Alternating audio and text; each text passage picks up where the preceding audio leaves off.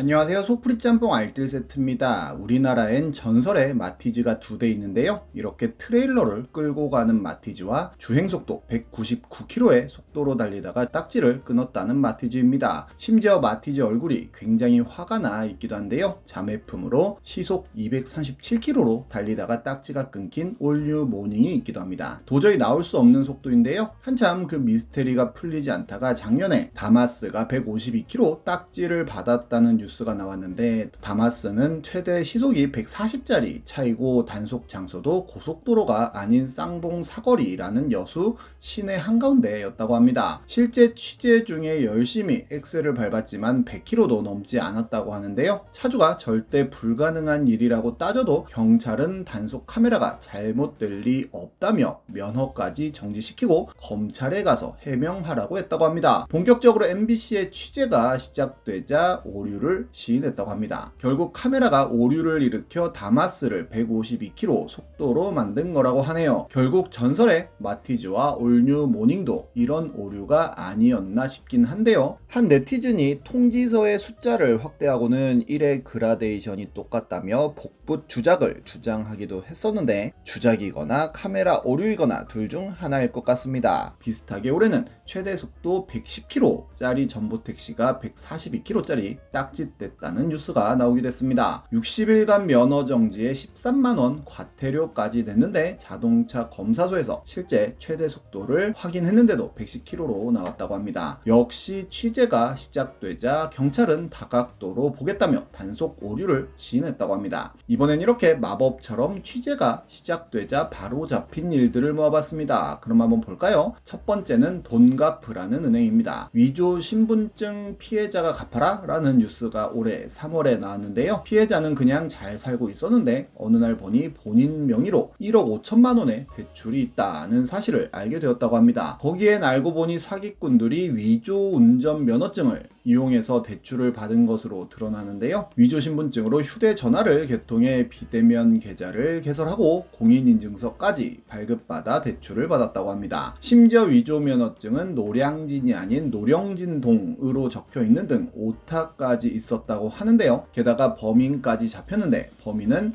재산도 없어서 대출을 갚을 수가 없었다고 합니다. 그런데 은행들은 피해자에게 돈을 갚으라고 했다고 합니다. 당연히 피해자가 소송을 제기하여 승소까지 했다는데요. 하지만 은행들은 항소까지 하였고 2심에서 결과가 뒤집혔다고 하는데, 한 곳은 피해자에게 원금의 연체 이자까지 1억 원에 가까운 돈을 요구했다고 합니다. 결국 피해자가 KBS에 제보하였고 취재가 시작되자 해당 금융사는 피해자에게 더 이상 원리금을 요구하지 않겠다고 밝혔다고 하네요. 이와 완전 반대의 은행도 있었는데요. 농협의 한 지점에서 대출금 3천만 원을 갚은 분이 있었는데 상환되지 않았다는 사실을 알게 되었고, 은행에 가서 물어보니 은행에선 그럴 리가 없다는 식의 무성의한 답변을 했다고 합니다. 피해자가 입금 내용 등을 확인해 달라고 하자 그때서야 자료를 살펴본 팀장급 직원이 와서 직원의 단순 실수로 다른 사람의 대출을 갚아줬다며 다시 처리하겠다는 말만 했다는데요. 왜 그런 오류가 발생했는지도 설명하지 않고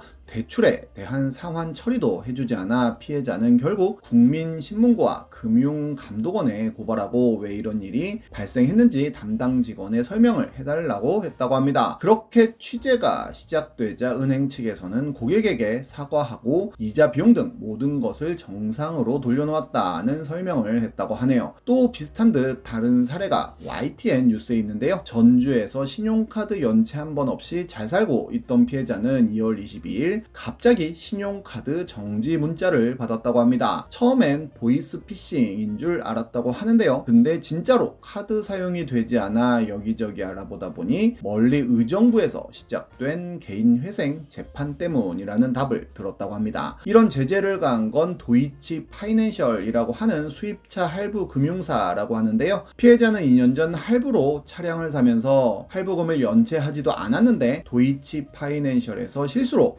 한국신용정보원의 개인회생 신청인으로 올려버린 것으로 드러납니다. 도이치 파이낸셜에 전화하자 착오를 인정하며 다음날 전부 원상복구 복구될 것이라는 이야기를 했지만 오히려 다음날 다른 신용카드도 막혀버렸다고 합니다. 다시 전화하자 직원 개인의 실수라 회사 차원에서 해줄 게 없다는 이야기를 하고 대신 직원들이 돈을 모아 최대 100만 원을 준다는 합의금 제안까지 했다는데요. 제보자는 이를 거절하고 신용카드사에 일일이 연락해 사용 정지 해제를 요청하였고 그렇게 일주일 만에 카드 사용은 정상화되었다고 합니다. 그래도 하루아침에 신용불량자가 된 것 같은 느낌의 불안에 떨었다고 하는데요. 한국신용정보원과 카드사 도이치파이낸셜 모두가 책임을 지려고 하지 않는다는 인터뷰를 했는데 본격적인 취재가 시작되자 앞으로 벌어질 모든 불이익을 도이치파이낸셜이 책임지겠다며 확약서도 제보자에게 써줄 방침이라고 덧붙였다고 하네요. 취재가 시작되어도 배째라 하는 은행도 있었는데요. 핑크라는 오픈뱅킹 어플에서 해킹을 당해 돈이 그냥 빠져나가는 사건이 있었는데 부랴부랴 피해자들이 은행 계좌를 동결하고 돈이 빠져나가지 않도록 하기 위해 핑크에 전화를 걸었지만 핑크에선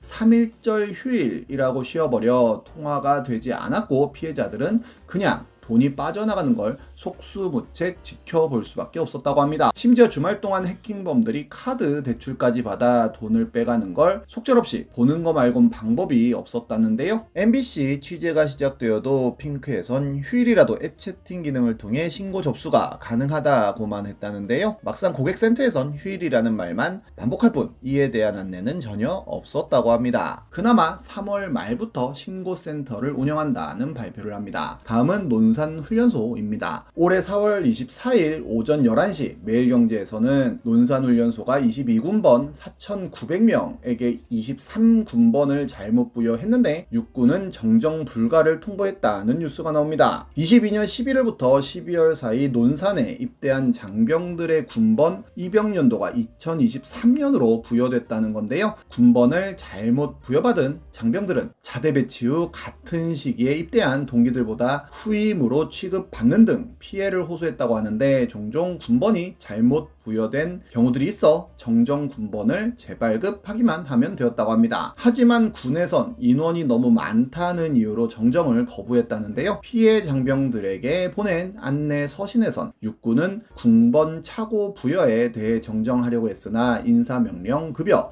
대학 학점 인증 등 대내외적으로 연결된 전산 체계는 물론 인식표, 부대 행정 업무 체계 등 일반 기록물까지 정정해야 한다는 협박 겸 변명을 했다는데 군생활에 불이익이 없을 것이라는 말만 되풀이했다고 합니다. 하지만 매일경제의 보도 이후 정정 검토할 예정이라는 입장을 전해왔다고 하는데 군인이라는 사람들이 군번이 군인들에게 얼마나 중요한지 모르는 척 했다는 게 레전드입니다. 다음은 수자원공사 수당 사건입니다. 수자원공사에선 청원경찰을 직고용해놓고는 휴일과 연장 수당을 지급하지 않았었다고 합니다. 3년째 근무했던 청원경찰은 3년 전부터 계속 이야기해왔지만 회사에서도 알면서도 사실상 외면했던 부분이라는 이야기를 합니다. 이는 근로기준법까지 어긴 불법이기도 한데요. 그렇게 3년 동안 주지 않은 수당이 무려 82억 원이었다고 합니다. 수자원공사는 일반 경비원 같은 단순 관리직으로 판단했다는 이야기를 했다는데요.